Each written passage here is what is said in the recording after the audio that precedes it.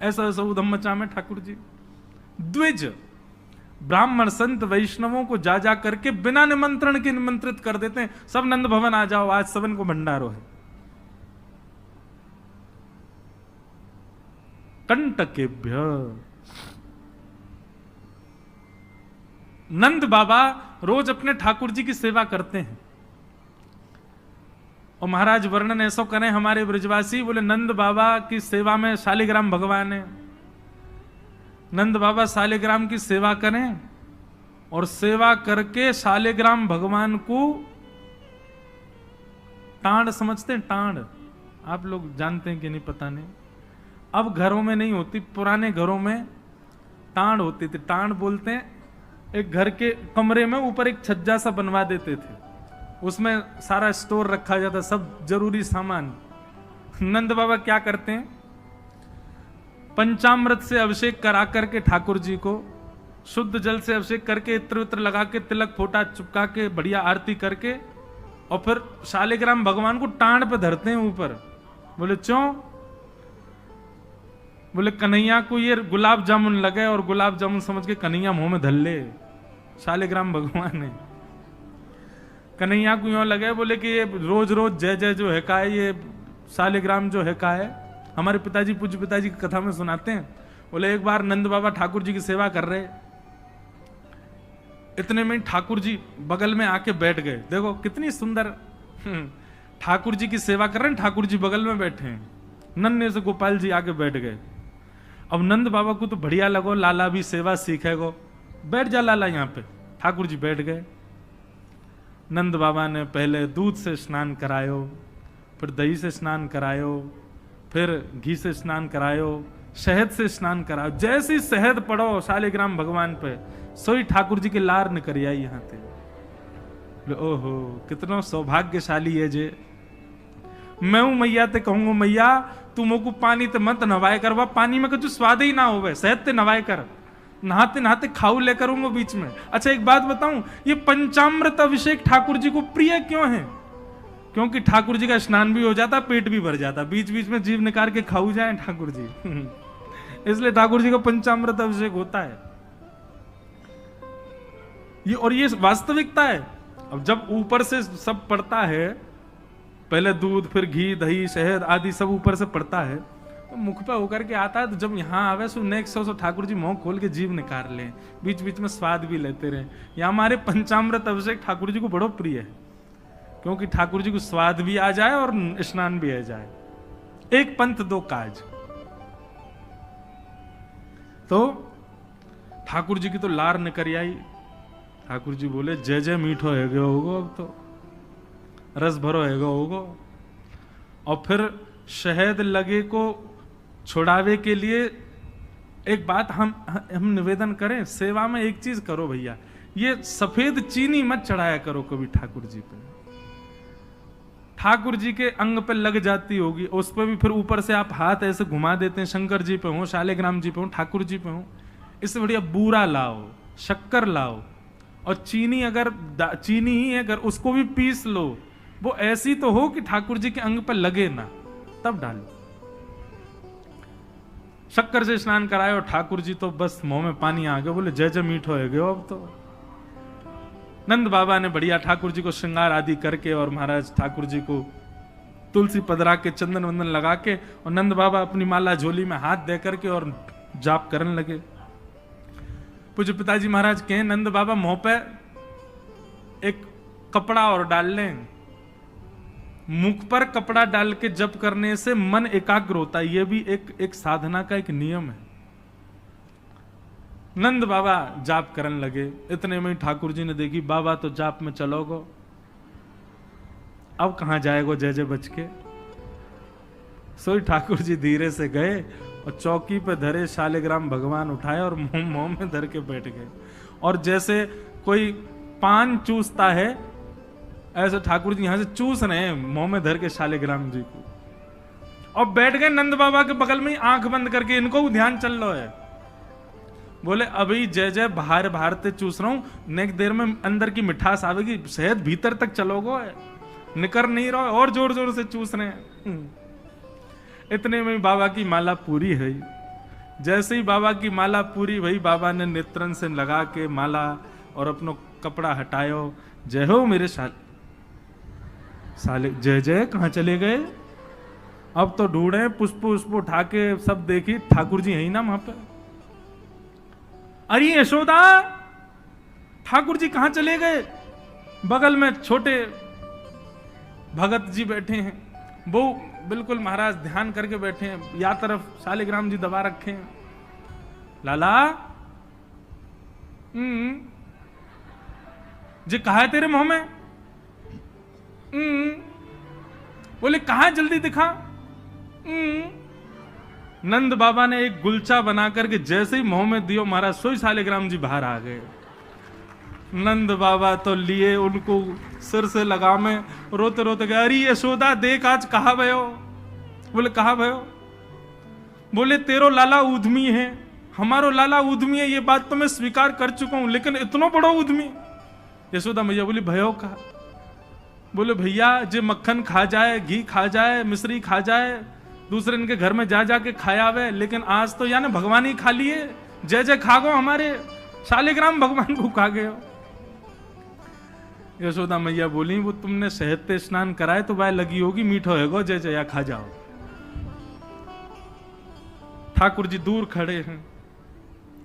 वाद दिन से नंद बाबा को नियम है स्नान ध्यान करके ठाकुर जी को टांड पे धर के जाएं कि लाला के हाथ नहीं पड़ जाए कहीं, नहीं तो जय जय खा जाएगा।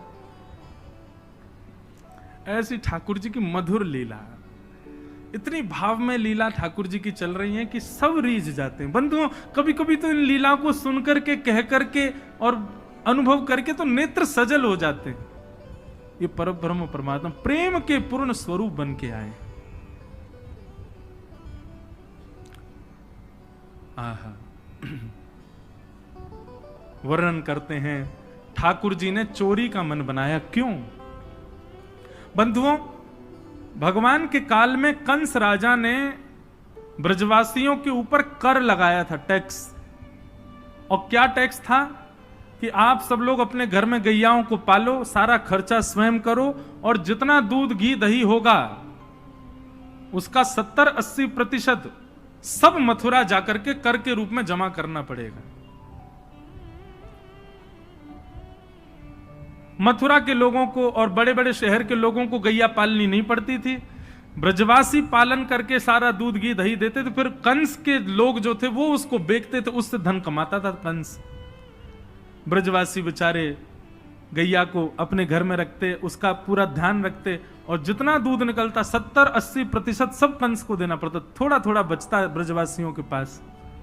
लेकिन नंद बाबा ब्रज के राजा थे इसलिए उनको छूट थी, वो 9 लाख गैयाओं के मालिक थे, उनके यहां इतना कर नहीं था। एक दिन ठाकुर जी सब ग्वाल बालों के संग खेल रहे थे, खेल खेल में ग्वाल बाल ने गिर गए तो रोने लगे। ठाकुर जी बोले अरे तुम दूध घी दही खावे वारे, ऐसे क्या गिर जाओ? ठाकुर सब बोले लाला तू खावे दूध घी दही, हमें तो खावे कोई ना मिले, हफ्ता में एक बार मिले बस। क्यों? बोले सब कंस के यहां जमा करवाना पड़े। तब ठाकुर जी ने मन बनाया कि भैया ये दूध घी दही हमारो धन है और ये साक्षात अमृत है, ये राक्षस के पास नहीं जाना चाहिए। सबने कही लाला कौन मारेगो तेरी बात है, कोई ना मानेगो, नेक्स्ट हो तू 3.5 बरस को तेरी बातन को कौन मानेगो? ठाकुर जी बोले बड़े है कि तो सबन को माननी पड़ेगी, लेकिन अभी से मुंह को रोक तो करनी पड़ेगी, तो क्या करें? तो बोले अभी बाल अवस्था है, राजी राजी नहीं मानते तो चोरी करके मानेंगे। सबके घरन से जब हम गौरस चोरी कर लेंगे तो फिर कंस को कहा देना पड़ेगा, कछु भी नहीं। कंस तो कह देंगे भैया चोरी है रही है हमारे यहाँ, चोर को ढूंढो, और चोर हमको ढूंढ ही ना पावेगो, कंस हमको ढूंढ ही ना पावेगो, तो हम चोरी करेंगे। सब ग्वाल बालन को ठाकुर जी ने सिखा पढ़ा दिया और ठाकुर जी ने चोरी करना प्रारंभ किया। सबसे पहले ठाकुर जी ने चोरी अपने घर में करी। यशोदा मैया ने वहां ठाकुर जी पकड़ लिए। तो ठाकुर जी बोले अपने घर में तो मिशन फेल भयो, अब गोपीन के घर में जानो शुरू करो। ठाकुर जी ने अपनी रजिस्टर्ड एक संस्था बना ली, बाल गोपाल चौर प्रचार प्रसार मंडल, और उसके अधिपति उसके प्रेसिडेंट बने 3.5 वर्षीय श्री कृष्ण। जैसे ही कोई बालक ब्रजमंडल में जन्म लेता है तो जैसे बालक जन्म लेता है तो रिश्तेदार नातेदार आते हैं, उसके बाद फिर आशीष देने वाली एक प्रजाति के लोग भी आते हैं, सब घरों में आते हैं। और जब सब चले जाते हैं तब बाल गोपाल चौर प्रचार प्रसार मंडल आता है, और वो मंडल आकर के साथ में गौरज लेकर के आते हैं ठाकुर जी, गौ के खुर की रज, और उस रज से उस बालक का तिलक कर देते हैं। तिलक का कर रहे हैं, बोले 3 साल और इंतजार है, फिर ये हमारी मंडली में जे भी आ जाएगा, जे भी हमारी तरह चोर बनेगा। उसका जन्म लेते ही उसका रजिस्ट्रेशन कर जाते हैं ठाकुर जी। बड़ी अद्भुत लीला है ब्रज की। आहा, ठाकुर जी दूसरे के घरन में जाके चोरी करने लगे। ऐसा ऊधम ऐसा उत्पात पूरे गोकुल में, महाराज नाक में दम है गयो। सब गोपी परेशान है गई, सास नजर डांट रही हैं, पति डांट रहे हैं, अरे कंस कौदना हमारे यहां सैनिक भेज के मरवा देगो, हमारे यहां से इतने दिन से मक्खन नहीं गयो है। गोपियां सब चिंतित भी होती हैं, लेकिन सबको अच्छा भी लगता है, कन्हैया आके चोरी करते हैं। तभी उन गोपियों में एक गोपी थी, उसका नाम था प्रभावती। प्रभावती गोपी एक दिन सब गोपियों से बैठ करके चर्चा, सब गोपियां कह रही थी मेरे घर की तो ऐसे कर गो, मेरे यहां तो ऐसी मटकी फोड़ गयो, मेरे यहां ऐसा माखन चुरा गयो। प्रभावती व्यंग में हंसने लगी, हंस करके बोली आज तक मेरे यहां दृष्टि भी नहीं डाली उस कन्हैया ने। अरे तेरो घर कैसे बच गयो? बोले अरे कन्हैया को अपने प्राण प्यारे होंगे तो मेरे घर के आसपास भी नहीं आवेगो, जाने ना है मेरो नाम प्रभावती है। अब ये बात गोपी कह रही थी सब सखियों से, इतने में ही वहीं एक बालक था, वो ठाकुर जी का मित्र था। वो ठाकुर जी के पास दौड़ा दौड़ गया, वो लाला एक गोपी है प्रभावती वाने यूं कहिए, लाला को अपने प्राण प्यारे होंगे तो आवेगो मेरे यहां चोरी करवे, मेरे यहां आई ना सके, प्राण प्यारे हैं यही मारे ना आवे। ठाकुर जी बोले हमको चुनौती दे रही है? बोले हम बे लाला तू को चुनौती दे रही है। बोले अगलो धावो यही के घर मारनो है।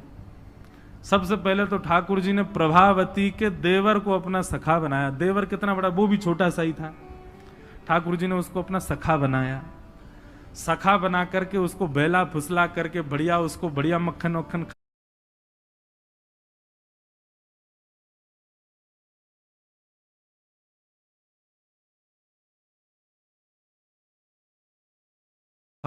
के अपने पक्ष में कर लिया।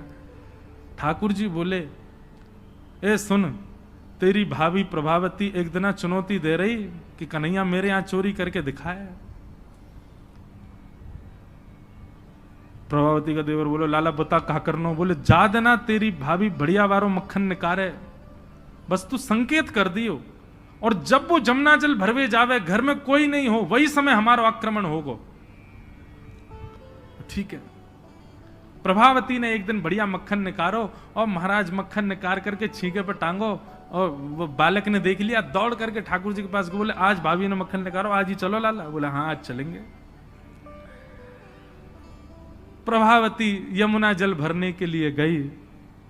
ठाकुर जी उसके यहां प्रवेश कर गए, और प्रवेश करके महाराज 4 के ऊपर 3 के ऊपर 2 के सबसे ऊपर ठाकुर जी, और ठाकुर जी लेकर के बढ़िया मक्खन खाने लगे। मक्खन दूसरे इनको पवान लगे कि मरकान भोक्षण विभजति सचिन नात्रिभांडम भिनत्ति। स्वयं पाते हैं, ग्वाल बालों को पवाते हैं, और जब सब पा लेते हैं तो फिर मरकान भोक्षण संग में बंदर और चलते हैं उनको भी पवाते हैं। लेकिन प्रभावती के यहां इतना मक्खन था, ठाकुर जी का भी पेट भर गया, ग्वाल बालों का भी भर गया, और सब बंदरों का भी पेट भर गया, लेकिन मक्खन अभी पूरा नहीं हुआ, खत्म नहीं हुआ। ग्वाल बाल बोले लाला मक्खन तो अभी बहुत सारो बच गो। ठाकुर जी बोले ये प्रभावती हमको बड़ी चुनौती दे रही ना, याकून एक मजा तो चका जाए। सो कहा कियो। ठाकुर जी ने एक हंडी लई, एक लठ लियो, और वहां से वह हंडी को फोड़ दियो, जितनो मक्खन हो सब नीचे गिर गयो, और वह मक्खन को चौका लगा गए, पोंछा कर गए पूरे घर में। एक कोने पे जाकर के मक्खन रह नहीं जाए कहीं भी, और पूरे में बढ़िया चौका लगा करके, और ठाकुर जी अपने ग्वाल बालन के संग अंधेरे में छुप के खड़े है गए। बोले देखियो अब मजो आवेगो, प्रभावती आवेगी। प्रभावती आई, सिर पर 2-2 मटकियां बड़ी अचक अचक करके चल रही थी, संभल के चल रही थी। जैसे ही माने द्वार खोलो, और द्वार खोलते ही अपना पाम भीतर धरो, इतने में ही भोपाल शताब्दी की तरह ऐसी रिपटी महाराज, ऐसी रिपटी सिर में लगी, कमर में लगी, हाथ पाम बाकी सब एक है गए। और गिरी सो गिरी, यमुना जल मिल गए मक्खन में तो और चीकनो हो गए। अब वो उठ ही नहीं पा रही है, जैसे उठे फिर गिरे, जैसे उठे फिर गिरे। और ठाकुर जी ताली बजा बजा के हंसे, सब ग्वाला के लाला आज तो बड़े मजे आए, आज तो बड़े मजे आए। मेरी भाभी कहा कह रही, कन्हैया को अपने प्राण प्यारे यहाँ हमारे ना आवे। अब तो को तेरे प्राण प्यारे होंगे ना तो कभी हमको चुनौती नहीं देगी। और ठाकुर जी भाग गए। प्रभावती महाराज जैसे तैसे रिपट रिपट के बाहर आई और जाके सीधे यशोदा मैया के पास पहुंच गई और जाके बोलने लगी, बोले मैया अपने लाला संभाल ले, नहीं तो काउदना हाथ दिखा दूंगी आकू में। ऐसा उधम मचावे, देख मेरी कोहनी टूट गई, कमर टूट गई, ऐसा उधम मचा के गयो। यशोदा मैया बोली, तुम गोपीन पे कछु काम ना है, 24 घंटा मेरे लाला के पीछे पड़ी रहो। काउदना रंगे हाथ पकड़े तो आइयो, नहीं तो कभी मुख मत दिखाइयो अपनो।